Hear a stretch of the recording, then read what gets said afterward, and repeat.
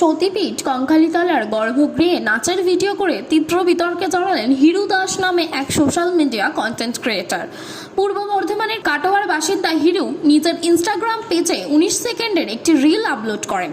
সেখানে দেখা যায় তিনি মন্দিরের গর্ভগৃহে দাঁড়িয়ে উদ্দাম নৃত্যে মেতে উঠেছেন। ভিডিওর ওপরে লেখা ছিল, অনুমতি নিয়ে মায়ের গর্ভগৃহে ভিডিও শুট করলাম।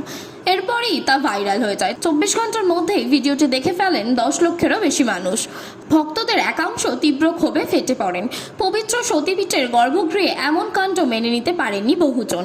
প্রশ্ন উঠতে শুরু করে, কে দিল এই অনুমতি? কেন মন্দিরের সেবায়েতরা উপস্থিত থেকেও তাকে বাধা দিলেন না?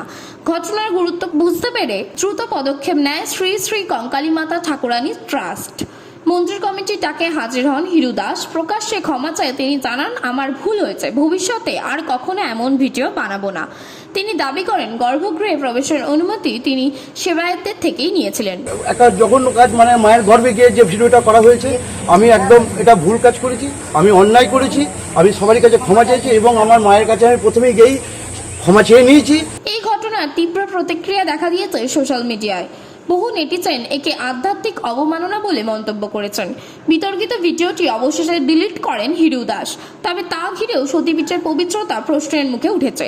তবে ভবিষ্যতে আরও কঠোর নজরদারির বার্তা দিয়েছে মন্দির কর্তৃপক্ষ। মন্দির ট্রাস্টের তরফে ইতিমধ্যে একটি বিজ্ঞপ্তির মাধ্যমে জানিয়ে দেওয়া হয়েছে, আগামী দিনে গর্ভগৃহ বা মন্দির চত্বরে কোনো ভিডিও শুট সম্পূর্ণরূপে নিষিদ্ধ থাকবে। এই জায়গাটাকে কলুষিত করতে আমরা দিই না, কিন্তু বাইরে এই কিছু মানুষজন এসে এই জায়গাটাকে কলুষিত করে দিচ্ছে। পবিত্রতার প্রশ্নে আপোষ নয়, এটাই এখন কঙ্কালীতলা মন্দির কর্তৃপক্ষের সাফ বার্তা। Bureau report, sky news Bangla.